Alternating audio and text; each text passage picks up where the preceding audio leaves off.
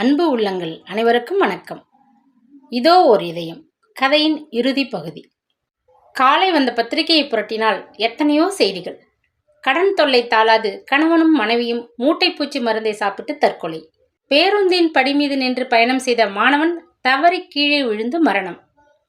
பெருத்த மழையில் சரிந்து போன சுவர் அடியில் சிக்கிக்கொண்ட 4 குழந்தைகள் ஆஸ்பத்திரியில் இறந்தனர். அலுவலகத்திற்கு போக அவசரப்படும் நகரவாசி அடுத்த சில வினாடிகளிலேயே இதை பற்றி மறந்து பஸ்ஸை பிடிக்க விரைகிறார். ஆனால் கிராமத்து மக்களின் போக்கே வேறு. ஊரில் ஒரு திடுக்கிடும் நிகழ்ச்சி நடந்துவிட்டால் வாய் ஓயாது நீண்ட நாள் அதை பற்றி பேசிக்கொண்டிருக்க அழுக்கவே மாட்டார்கள். அப்படிப்பட்ட துன்ப நிகழ்ச்சியாக அமைந்துவிட்டது அந்த கார் விபத்து. குடும்ப வக்கீலை கண்டு ஆலோசனை கேட்டு தான் செய்த குற்றங்களிலிருந்து தப்ப ஒரு வழி தேடிக்கொள்ள மகனுடன் காரில் விரைந்த தாரா கலவரத்தில் நிதானத்தை இழந்துவிட்டாள். அந்த குற்றங்கள் நிரூபிக்கப்பட்டு விட்டால் என்ன தண்டனை கிடைக்கும் என்று தனக்குள்ளே அரண்டு விட்டாள். எதிர்ப்புறமாக வந்து கொண்டிருந்த வாகனங்கள் எதுவுமே அவள் கண்களில் படவில்லை. ஒரே மணி நேரத்தில் திருச்சி நகரை அடைந்து விட வேண்டும். வக்கீலை கண்டு கட்டாயம் ஆலோசித்தாக வேண்டும் என்ற பரபரப்பிலே காரை வேகமாக அழுத்தினாள். வண்டி காற்றாக பறந்தது. எதிர்ப்புறத்திலே வந்த லாரி ஓட்டி எத்தனையோ முயன்றான். பலமாக குழலை அழுத்தி எச்சரிக்க முயன்றான். மாட்டு வண்டி ஒன்றை கடந்து தன் பக்கமாக விரைந்து வரும் காரை தடுக்க விளக்கை பொருத்தி அடையாளம் காட்டி பார்த்தான். ஒன்றுமே அவள் கண்களில் படவில்லை. வேகத்தை தணித்து லாரியை அவன் வலப்பக்கம் முடிக்கும் முன் டமால் என்ற பெரும் சத்தம், கலகலவென்று கண்ணாடி தூள்கள் உடைந்து சிதறும் ஓசை, ஐயோ அப்பா என்ற அலறிய குரல்கள். வயலில் வேலை செய்து கொண்டிருந்தவர்கள் எதிர்பக்கமாக ஊர்ந்து வந்த இன்னொரு லாரி டிரைவர் என்று உதவிக்கு எல்லோரும் ஓடி வந்தனர்.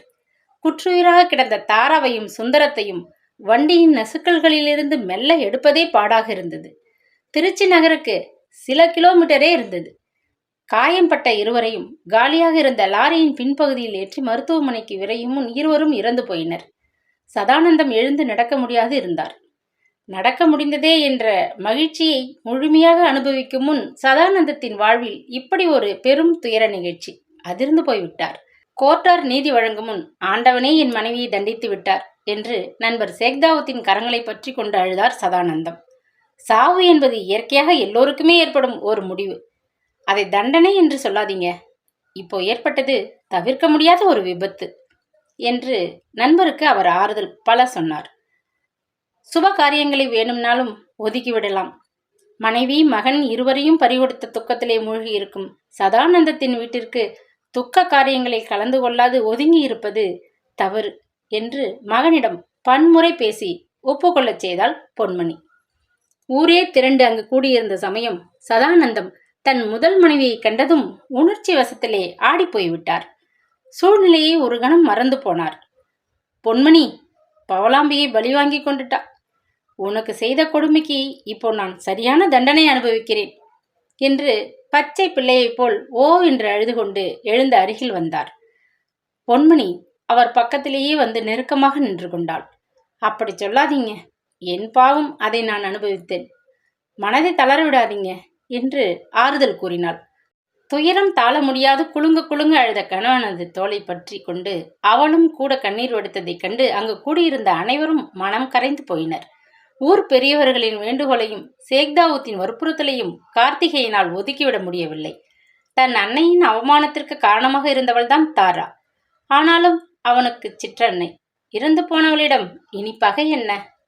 ஊருடன் ஒத்துப்போவதுதான் நல்லது என்ற முடிவுடன் அவளுக்கும் அவளுடைய மகனுக்கும் ஈமக்கடன் செய்ய அவன் முன் வந்தான். என்ன இருந்தாலும் பொன்மணி வளர்த்த செல்வன் நல்ல பிள்ளை, உத்தமன் என்று ஊரே அவனை இந்த செயலுக்காக வியந்து பாராட்டியது, வாழ்த்தியது. தாராவின் காரியங்கள் யாவும் நடந்தேறின. சில நாட்களுக்கு பின்னர் தன் மனைவி குழந்தையுடன் வெளியேற ஜாமான்களை பெட்டியில் அடுக்கி தயாராக கொண்டிருந்த மகனை கண்டு அஞ்சி அரண்டு போனார் சதானந்தம். கார்த்தி என்று முதல் முறையாக அவர் கூப்பிட்டதும் திடுகிட்டு நிமிர்ந்து பார்த்தான் மகன்.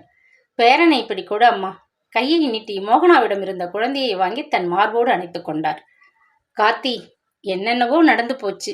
அதையெல்லாம் நாம் மறந்துட்டு இனியாகிலும் ஒன்னா இருக்கணுங்கிறது என் ஆசை. பேச முடியாது தடுமாறினார். பணத்தையும் பங்களாவையும் கண்டு நான் மயங்கி விடுவேன் பார்த்தீங்களா? காரியங்கள் நடக்கணுங்கிற கடமைக்காக இங்கே தங்கியிருந்தேன், அவ்வளவுதான். ஏளனமாக கூறிவிட்டு தகப்பனை உறுத்து பார்த்தான் பிள்ளை. இந்த பணம் பங்களா எல்லாம் உன் தாத்தா உயில்படி என் பேரனுக்கு சேர வேண்டிய சொத்து. அதை நிர்வகிக்க வேண்டியது உன் கடமை. கடைசி காலத்திலாவது பொன்மணி பூவும் பொட்டுமாக என் கூட துணையாக இருக்கணும்னு பிரியப்படுகிறேன். அதற்கு நீ உத்தரவு கொடுக்கணும்பா. ஒரு தகப்பன் தன் மகனிடம் குரல் தழுதழுக்க யாசித்தார். கார்த்தி, உன்னை பாதுகாக்க மோகனா இருக்கிறாள். இவரை கட்டி காக்க யாருமே இல்லை. வயசு காலத்துல நோயோட இவர் தன்னந்தனியா தவிக்கிறத பார்த்துட்டு நான் எப்படி சும்மா இருக்க முடியும்? கண் கலங்கினாள் பொன்மணி. அவனுக்கு இது அதிசயமாக இருந்தது, கோபமாகவும் இருந்தது. செய்யும் கொடுமையெல்லாம் செய்துவிட்டு கடைசியில் கணவன் மன்னிப்பு கேட்டதும் கண் கலங்கி நெஞ்சு குழைந்து அறிவு தடுமாறி இந்த பெண்கள் ஏமாளியாக போய்விடுகிறார்களே. விவாகரத்து மூலம் உங்களை அவர் மனைவிங்கிற நிலையிலிருந்து ஒதுங்கி விட்டாரே. எந்த உறவில இனி நீங்கள் இவரோடு சேர்ந்து வாழ நினைக்கிறீங்க? தாயிடம் கோபத்தோடு கேட்டான் அவன். அது கோர்ட் போட்ட உத்தரவு. ஆனால் அவர் கட்டின தாலி என் கழுத்துல இருக்கிற வரை நான் அவர் மனைவிதானே கார்த்தி. இந்த சிக்கலை தவிர்க்க ஒன்று செய்கிறேன். நானும் பொன்மணியும் எங்கள் திருமணத்தை விரைவில் பதிவு செய்து கொண்டு விடுகிறோம். அப்பொழுது கூட உனக்கு மறுப்பு உண்டா? தந்தை ஆதங்கத்துடன் கேட்டார். கார்த்தி, இதுவரை நான் உன்னிடம் எதுவுமே ஆசையாக கேட்டதில்லை. இப்போ ஒன்று கேட்கிறேன், மறுக்காதே அப்பா. என் கணவருடன் எப்பவாவது ஒரு காலத்தில் மறுபடியும் இணைந்து வாழ மாட்டோமான்னு நான் ஏங்கிக் கொண்டு வேண்டாத தெய்வம் பாக்கி இல்லை. அந்த வாய்ப்பு இப்ப தானாக வந்திருக்கு. நீ தடை சொன்னால் என்னப்பா செய்வேன்? பொன்மணி விம்மி அழுதாள். அம்மா, மன்னிச்சுக்கோங்க. உங்கள் விருப்பப்படியே அப்பாவோட இருங்கம்மா. நானும் மோகனாவும் பழையபடி அந்த வீட்டுக்கே திரும்பிடரும். வருத்தப்படாதீங்க. நெஞ்சம் நெகிழ்ந்து திணறினான் கார்த்திகேயன். அது சமயம் சேக்தாவுத்தும் டாக்டர் சண்முகமும் உள்ளே வந்தனர். அரைகுறையாக இந்த பேச்சு அவர்களுக்கும் கேட்டது. பிரிந்து போன நண்பரின் குடும்பம் ஒன்றாகி விட வேண்டும் என்று எண்ணி சதானந்தத்திடம் இதை பற்றி பேசி திடமான முடிவு எடுக்கச் சொல்லி உற்சாகப்படுத்தியவரும் அவர்தான். அவருக்கு எல்லாம் முன்பே தெரிந்த சங்கதிதான். தம்பி கார்த்திக், பவளாம்பிகை மருத்துவமனையை மறுபடியும் திறக்கப் போகிறோம். அடுத்த கூட்டத்திலே சதானந்தம் அவர்களை நிர்வாகக் குழுவின் தலைவராக தேர்ந்தெடுப்பது என்று முடிவு செய்திருக்கிறோம். மறுபடியும் பதவியேற்று மருத்துவமனையை நடத்தி கொடுக்க டாக்டர் சண்முகம் மனமுவந்து ஒப்புக்கொண்டிருக்கிறார். கிராமத்தில் இருந்த பிளவு நீங்கி இப்போ எல்லோரும் ஒற்றுமையாகிவிட்டிருக்கோம். அது சமயம் நிர்வாகக் குழுவின் தலைவர் குடும்பத்திலே பழைய பகை காரணமாக பிளவு இருப்பது நியாயமா? சொல். நீ படித்தவன், பல மேதைகளை உருவாக்கப் போகும் பள்ளி ஆசிரியர். சதானந்தம் யார்? நீ ஏற்க மறுத்தாலும் நியாயப்படி உன்னை பெற்றெடுத்த தகப்பன். யோசிச்சு பார் தம்பி. கார்த்திகேயன் அவரை தயக்கத்துடன் நிமிர்ந்து பார்த்து லேசாக முருவளித்தான். நீண்ட நாள் குடும்பத்து நண்பன் நான். என் முன் வளர்ந்த பிள்ளை நீ. நான் சொல்வதை கேள். நாம் எல்லோரும் பகை பிளவுகளை மறந்து ஒன்றாக கூடி இந்த கிராமத்தை முன்னுக்கு கொண்டு வரணும். இத்தனை இடைஞ்சல் ஏற்பட்டும் டாக்டர் சண்முகம் ஏன் இன்னமும் இங்கேயே நம்மோடு தங்கியிருக்கிறார்? சிந்தித்துப்பார். இந்தியாவின் இதயம் கிராமத்தில்தான் வாழ்கிறதுன்னு அண்ணல் காந்தி மகான் சொன்னார். அதையே எண்ணிக்கொண்டு இந்த இதயத்திலேயே வாழ்வது என்று ஒரே தீர்மானமா நான் இருக்கிறேன். கார்த்தி, நீங்களும் எங்களுடன் ஒத்துழைக்கணும். சண்முகம் மைத்ரனின் கரத்தை அன்போடு பற்றினான். நெஞ்சுருகி போய்விட்டான் கார்த்திகேயன். அவன் கண்கள் கனத்தன. மோகனாவின் முகத்தை பார்த்தான். தாயின் கலங்கிய கண்களை பரிவுடன் நோக்கினான். உறவினருக்கு ஒப்பான நண்பர் சேக்தாவுத்தை நிமிர்ந்து அன்புடன் பார்த்தான். சண்முகத்தை நன்றியுடன் நோக்கிவிட்டு மெல்ல தன் கரங்களை விடுவித்துக் கொண்டு சதானந்தத்தின் பக்கம் வந்தான். அப்பா என்றபடி கைகளை நீட்டினான். அவனுக்கு பேச முடியாது, உணர்ச்சி தொண்டையை அடைத்தது. கார்த்தி, என் கண்ணே என்று திணறிய சதானந்தம் மகனை நெஞ்சார தழுவிக்கொண்டு கண்ணீர் சிந்தியபடி குலுங்கினார். அதுவரை செயல்படாது இருந்த பவளாம்பிகை மருத்துவமனை குழுவினர் அவசர கூட்டம் ஒன்றை கூட்டினர். தாராவின் இடத்தை சதானந்தம் தலைவராக இருந்து உதவ வேண்டும் என்று ஏகமானதாக கேட்டுக்கொண்டு அவரை தேர்ந்தெடுத்தனர். மூடி கிடந்த மருத்துவமனையை நல்லதொரு நாளில் ஆடம்பரமின்றி சேக்தாவு திறந்து வைத்தார். பழையபடி சண்முகம், வைத்தியநாதன், நர்ஸ் நவநீதம் யாவருமே பொறுப்புகளை ஏற்றனர். கூரை கட்டடத்தில் அரும்பாடுபட்டு சேமித்த பொருட்களை எல்லாம் பவளாம்பிகை மருத்துவமனைக்கு கொண்டு வந்து சேர்த்தனர். காவேரி ஆயா வேலையை ஏற்றுக்கொண்டாள். சதானந்தம் தன் இளைய மனைவின் தவறான செயல்பாடுகளுக்கு ஈடு செய்வது போன்று தமது சொத்தில் இருந்து மேலும் ஒரு கணிசமான தொகையை மருத்துவமனையின் முன்னேற்றத்திற்கு வழங்கினார். உடனடியாக கட்டடத்தில் பழுதாகிவிட்ட பாகங்களை செப்பனிட்டார். மின்விசை முன்போல் இயங்கத் தொடங்கியது. சண்முகம் அனுப்பிய கடிதத்தை கண்டு ஊருக்கு திரும்பிய காசிலிங்கமும் முருகேசனும் மகிழ்ச்சியுடன் மீண்டும் வந்து தங்கள் முந்தைய வேலையில் அமர்ந்தனர். சண்முகம் பழையபடியே வைத்தியருக்காக அளிக்கப்பட்டிருந்த அந்த வீட்டிலேயே தாயுடன் குடியேறினான். மருத்துவமனை முன்போல் எல்லா வசதிகளுடனும் இயங்கத் தொடங்கியது. டாக்டர் சண்முகம் அதன் தலைவராக மீண்டும் பதவியேற்று விட்டார் என்ற செய்தி வேகமாக பரவியதும் முன்போல் நோயாளிகளின் கூட்டமும் பெருகத் தொடங்கிவிட்டது. சண்முகம், வைத்தியநாதன், நர்ஸ் நவநீதம் ஆகியோர் மூச்சு விடக்கூட பொழுதின்றி வேலையில் மூழ்கிவிட்டனர். துன்பமான அனுபவங்களுக்கு பின்னர் ஏற்பட்ட இந்த திருப்பம் சண்முகத்திற்கு மிகவும் பிடித்திருந்தது. தன் குழந்தையைப் போல தான் வளர்த்த மருத்துவமனை மூடப்பட்டு விட்டது என்று மனம் புழுங்கிக் கொண்டிருந்தான். அவன் இப்பொழுது இரட்டிப்பு மகிழ்ச்சியுடன் தொழிலில் ஈடுபட ஆரம்பித்து விட்டான். சதானந்தத்தின் வாழ்விலும் பெரும் மாற்றம் ஏற்பட்டிருந்தது. வளர்ந்து வரும் பேரனை மார்போடு அணைத்தபடி தோட்டத்திலே உலாவி மகிழ்ந்தார். மீதி பொழுதை போக்க பேரனை காரில் கூட்டிக் கொண்டு கோயில், கடைத்தெரு என்று சுற்றி வந்தார். கார்த்தி தொடர்ந்து தன் ஆசிரியர் வேலையை பார்த்து வந்தான். அத்துடன் தன் மகனது சொத்தாகிவிட்ட நிலங்கள், செங்கல் சூளை ஆகியவற்றை கவனிப்பதிலும் சண்முகத்துடன் கலந்து ஆலோசிப்பதிலுமாக பொழுதை நல்ல வழியில் செலுத்தி வந்தான். மோகனாவிற்கு இனிமையான வாழ்க்கை. அடிக்கடி அண்ணனது தனிமையை குறித்து கொஞ்சம் கலக்கமும் சஞ்சலமும் ஏற்படத்தான் செய்தன. அலைபாய்ந்து நிம்மதியின்றி தவித்த பொன்மணிக்கு இதுவரை கண்டறியாத ஒரு இன்ப நிறைவு. கணவனுக்கு பணிவுடை செய்து மகிழ்ந்தாள். பேரனை அள்ளி கொஞ்சி இன்புற்றாள். கோயில் போய் வந்தாள். அடிக்கடி சம்மந்தி அமிர்தமாலை கண்டு நலம் விசாரித்து அமைதியுற்றாள். எல்லோர் வாழ்விலும் இன்ப திருப்தி, இனிய திருப்பங்கள். ஆனால் சண்முகம் வேணியின் நினைவை நெஞ்சிலே புதைத்தபடி தன் கடமையை உயிர் மூச்சாக பணியாற்றினான். சில மாதங்கள் சென்றன. காயம் முழுவதும் குணமடைந்த மல்லிகாவை வாக்கு கொடுத்ததன் போல் பிளாஸ்டிக் சிகிச்சை முறைக்கு சென்னைக்கு அனுப்பி வைத்தான் சண்முகம். முகத்தின் விகாரம் மறைந்து அவளுக்கு அவளது முகத்தோற்றம் ஓரளவு சீரடைந்தது. தன் அத்தை மகனை கட்டிக்கொண்டு அவளும் திருச்சி சென்று விட்டாள். எத்தனை நிகழ்ச்சிகள், தொடர்ந்து எத்தனை பருவங்கள். காலம் மாறியது. விளையாட்டு போல் ஆண்டுகள் 4 ஓடிவிட்டன. இந்த இடைவெளியில் நர்ஸ் நவநீதம் மிகவும் வயதானவள் போல் தளர்ந்து போய்விட்டாள். அவள் ஒருத்தியால் சமாளிக்க இயலாத அளவு வேலை பெருகிக்கொண்டே போனதுதான் காரணம்.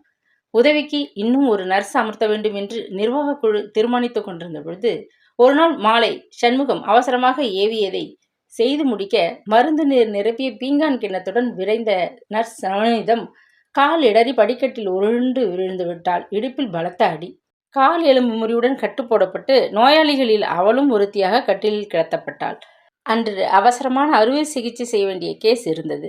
தியேட்டரில் நர்ஸ் இல்லாது அது எப்படி சாத்தியமாகும்? சண்முகம் கவலையில் மூழ்கி போனான். அப்பொழுதுதான் அவனுக்கு அந்த யோசனை வந்தது. முதல் நாள் அவன் தாயார் சொன்னதன் அரைகுறை நினைவு. பானுமதி நர்ஸ் பயிற்சி பெற்று சில மாதம் ஒரு தனியார் மருத்துவமனையில் தியேட்டர் நர்ஸாக பணிபுரிந்தாளாம். இப்பொழுது அண்ணனுடன் கிராமத்துக்கே திரும்பிவிட்டு இருக்கிறாளாமே. வந்து 4-5 நாள் ஆகிறதாம். அம்மா பரிமாறிக்கொண்டே பேசினாள். மருத்துவமனையை சிறிது பொழுது வைத்தியநாதனை பார்த்து கொள்ள சொல்லிவிட்டு ஸ்கூட்டரில் விரைந்தான் சண்முகம். கதவை திறந்த பானு அவனை கண்டு திகைத்து நின்று விட்டாள். 4 ஆண்டுகளில் அவன் எப்படி மாறிவிட்டான்? அனுதாபத்துடன் அவனை பார்த்தவளின் கண்களில் நீர் திரையிட்டது. அவளும் வெகுவாக மாறித்தான் இருந்தாள். லேசான சதைப்பிடிப்பு நிறைந்த நிமிர்ந்த முகம், தன்னம்பிக்கை நிறைந்த பார்வை, துடைத்துவிட்ட சிலை போல் வெளிர் நீல வாயில் சிலையில் பளிச்சென சுத்தமாக காணப்பட்டாள். முன்னைவிட பன்மடங்கு அழகாகவே இருந்தாள். வாங்க உட்காருங்க. சிதம்பரம் ஓடி வந்து அன்புடன் உபசரித்தான். உட்கார நேரமில்லை, உங்ககிட்ட ஒரு உதவி நாடி ஓடி வந்திருக்கிறேன். மிக அவசரம். சொல்லுங்கள், காத்திருக்கோம். ஆஸ்பத்திரியில் ஒரு அவசரம், ஆபரேஷன் கேஸ். உதவி செய்ய நர்ஸ் அம்மாவுக்கு முடியாமல் போயிட்டது. உங்கள் தங்கச்சியை அனுப்பி வைக்க முடியுமானால்? தாழ்மையாக கேட்டுக்கொண்டு தயங்கினான் சண்முகம். சிதம்பரம் மறுபேச்சின்றி தங்கையை உடனடியாக அனுப்பி வைத்தான். ஆபரேஷன் தியேட்டரில் அறுவை சிகிச்சையில் அவள் செய்த உதவியைக் கண்டு சண்முகம் அயர்ந்து போனான். உண்மையாகவே பானு நல்ல பயிற்சி பெற்ற நர்ஸாக திரும்பி வந்திருக்கிறாள். அவனால் மகிழ்ச்சியை கட்டுப்படுத்த முடியவில்லை. எப்படியாவது சிதம்பரத்திடம் பேசி அவளை பவளாம்பிகை மருத்துவமனையில் வேலைக்கு அமர்த்தி விட்டால் 1 மாத காலம் நர்ஸ் நவநீதத்திற்கு பதிலாக பானுவே அங்கு பணிபுரிந்து வந்தாள். ஒரு நாள் அவள் வரவில்லை. பதிலுக்கு அவனை காண சிதம்பரம் தான் வந்தான். வந்தவன் உடனடியாகவே பேசிவிட்டான். டாக்டர் சண்முகம், பானுவுக்கு இந்த ஆஸ்பத்திரியில வேலை செய்யறது மிகவும் பிடித்த விஷயம்தான். எனக்கும் திருப்தி தான். ஆனால் எங்கள் உறவுக்காரங்க வேறு விதமா பேசுறாங்க. அதனால் பானு இனிமேல் பட்டு இங்கே வர கூசுகிறாள். நான் என்ன செய்யட்டும்? சண்முகம் திகைத்தான். நல்ல திறமைசாலி. பானு துடிப்பு நிறைந்த இளம் நர்ஸு. அவர்களது மருத்துவமனைக்கு தேவையானவள். இப்பொழுது இப்படி ஒரு முட்டுக்கட்டையா? சிதம்பரம் கூறியதை கேட்டு அவன் கோபத்தால் முகம் சிவந்தான். இதற்கு என்ன வழி? சிந்தித்தான். சில நாள் இதே சிந்தனையாக இருந்தான். அன்று காலை அவன் பவளநாதர் கோவிலில் இருந்து ஸ்கூட்டரில் நேரே சிதம்பரத்தின் வீட்டிற்கு வந்தான். வாயில் திண்ணையிலிருந்து இறங்கி வந்த சிதம்பரம் வியப்புடன் அவனை வரவேற்றான். சண்முகம் உள்ளே வந்து அமர்ந்ததும் எடுத்த எடுப்பிலேயே கேட்டுவிட்டான். உங்கள் உறவுக்காரங்க ஊரார் யாரும் எதுவும் சொல்லாத வகையில் நான் ஒரு காரியம் செய்ய முன் வந்திருக்கிறேன். உங்களுக்கும் மறுப்பு இல்லாட்டி உங்கள் தங்கை பானுவை நான் என் மனைவியாக்கிக் கொள்கிறேன். என்ன சொல்றீங்க? சிதம்பரத்தால் தன்னையே நம்ப முடியவில்லை. உணர்ச்சி வசப்பட்டு தழுதழுக்க அவன் எழுந்து சண்முகத்தின் கரத்தை பற்றி கொண்டான். டாக்டர், எனக்கு எனக்கு என்ன சொல்றதுனே விளங்க. கலங்கிய கண்களுடன் பேச முடியாது தடுமாறினான். பானுவிடமும் ஒரு வார்த்தை பேச விரும்புகிறேன், அனுமதிப்பீங்களா? சண்முகம் அமைதியாக கேட்டான். அதுக்கென்ன, இதோ தங்கச்சியை கூப்பிடுகிறேன். ஒரே எட்டில் உள்ளே ஓடினான் அண்ணன். கூடத்திலே அவர்கள் இருவரும் தனியாக அமர்ந்திருந்தனர். ஏற்கனவே அண்ணன் விஷயத்தை விலக்கிவிட்டதால் முகம் சிவந்து இன்ப உணர்வில் நெஞ்சி பதைபதைக்க பானு தரையை பார்த்தபடி இருந்தாள். பானு, இதை காதல் என்றோ கட்டுக்கடங்காத ஆசை என்றோ சொல்லி உன்னை நான் ஏமாற்ற விரும்பவில்லை. நர்ஸ் பயிற்சி பெற்ற திறமையான பெண் என்று உன்னை கண்டு நான் வியக்கிறேன். அந்த திறமை பவலாம்பிகை மருத்துவமனைக்கு வரும் ஏழை எளியவர்களுக்கு உதவியாக இருக்க வேண்டும் என்றும் ஆசைப்படுகிறேன். நான் மனைவியை இழந்தவன், நீயும் தனியாகிவிட்டவள். இருவரும் இள வயசுக்காரர்கள். இணைந்து வேலை செய்தால் பார்ப்பவர் மனதிலே தவறான எண்ணங்கள் ஏற்படலாம். என்னால் உன் பெயருக்கு மாசு வரக்கூடாது. அதனால் உன்னை மணந்து உனக்கு பாதுகாவலனாக இருக்க நினைக்கிறேன். உன் விருப்பம்? கண்களில் பொங்கிய நீரை அவள் மெல்ல துடைத்தாள். உங்கள் மனதை திறந்து ஒளிவு மறைவு இல்லாமல் பேசிட்டீங்க. இடிபாடுகளிலிருந்து என்னை விடுவிச்சு சிகிச்சை செய்தீங்களே, அன்று அந்த மயக்கத்திலிருந்து தெளிந்து முதலாக உங்களை பார்த்தேனே, அப்பொழுதே நான் உங்களை தெய்வமாக மதித்து நேசிக்கத் தொடங்கினேன். வாழ்வே நாசமாகிவிட்டது என்ற துயரத்திலே தோய்ந்து கிடந்த எனக்கு நல்வழி காட்டிய ஆசிரியர் நீங்கன்னு மிக உயர்வா மதிக்கிறேன். என்னை பொறுத்தவரை நீங்கள்தான் என் தெய்வம், எல்லாமே. இதுக்கு மேலே எனக்கு விளக்க முடியாது. அவள் விம்மினாள். பானு, துயரத்திலே சேர்ந்து போனவன் நான். ஒருவேளை உனது பொறுமையும் அன்பும் என்னை குணமாக்கி விடலாம். நமக்கும் ஒரு வருங்காலம் இருக்க வாய்ப்பு இருக்கிறது. அதுவரை என் கூட மருத்துவமனையில் துணையாக இருக்க நீ வர வேண்டும். உன் வாழ்க்கை துணையா நான் வர சம்மதிக்கிறேன். செய்தி கேட்ட அமிர்தம்மாள் அகமகிழ்ந்தாள். எப்படியோ மகன் மனம் மாறிவிட்டானே, அதுவே போதும் என்ற ஆறுதல் அவளுக்கு. சில தினங்களுக்கு பின்னர் சதானந்தத்தின் வீட்டு தோட்டத்தில் அமைந்திருந்த பெரும் கொட்டகையில் ஊரார் கூடி நிற்க நண்பர், பெரியோர், உற்றார், உறவினர் முன்னிலையில் சண்முகம் பானு திருமணம் இனிதே நிறைவேறியது. அன்று மாலையே பெரிய அளவில் ஒரு வரவேற்பிற்கும் ஏற்பாடு செய்திருந்தார் சதானந்தம். சேக்தாவூத் மகிழ்ச்சியில் திளைத்தார். சண்முகத்திற்கு கால் கட்டு போட்டாயிற்று. இனி அந்த கிராமத்தை விட்டு எங்கும் நகரமாட்டானே. காவேரியின் இன்னிசை கச்சேரி வரவேற்பில் யாவரையும் குதூகலக்கச் செய்தது. இரவு விருந்துக்குப் பின் சதானந்தம் மாப்பிள்ளைக்கு வழங்கிய புதிய பியட் காரில் மணமக்கள் தேன் நிலவுக்கு ஊட்டிக்கு ஒரு வாரம் போய் வர வேண்டியது என்று பெரியவர்கள் திட்டமிட்டனர். சந்தனம் பொட்டிட்டு பூமாலை சூடி புது மணப்பெண்ணாக பந்தலுக்கு வெளியே கார் தயாராக நின்றது. பெண்ணும் மாப்பிள்ளையும் சாப்பிட உட்கார்ந்தனர். இன்னும் கொஞ்சம் பாயாசம் ஊத்து மாப்பிள்ளைக்கு. சேக்தாவூத் உரத்த குரலில் உற்சாகமாக கத்தியபடி வளைய வந்தபோது தனிகை ஓடி வந்து ஒரு துண்டு காகிதத்தை சண்முகத்திடம் கொடுத்தான். அவசர கேஸ் அனுமதிக்கப்பட்டிருக்கிறது. உடனடியாக அறுவை சிகிச்சை தேவை. டாக்டர் வைத்தியநாதனிடமிருந்து வந்த தகவல் அது. பாயாசத்தை ஒரே வாயாக அள்ளி பருகினான் சண்முகம். நண்பர்களை மன்னிக்கவும், அவசரமாக ஒரு உயிரை காப்பாற்ற நாங்கள் ஆஸ்பத்திரிக்கு போக வேண்டும். நீங்கள் எல்லோரும் இருந்து சாப்பிட்டுவிட்டு கச்சேரியையும் கேட்டு மகிழ்ந்துவிட்டு போகலாம். எல்லோருக்கும் நன்றி. வேகமாக கையை கழுவினான். நர்ஸ், தியேட்டர் தயாரிக்கணும், கிளம்பு என்றபோது பானு உடனே புறப்பட்டு விட்டாள். காரை வேகமாக மருத்துவமனைக்கு ஓட்டிய சண்முகம் அவள் பக்கம் திரும்பினான்.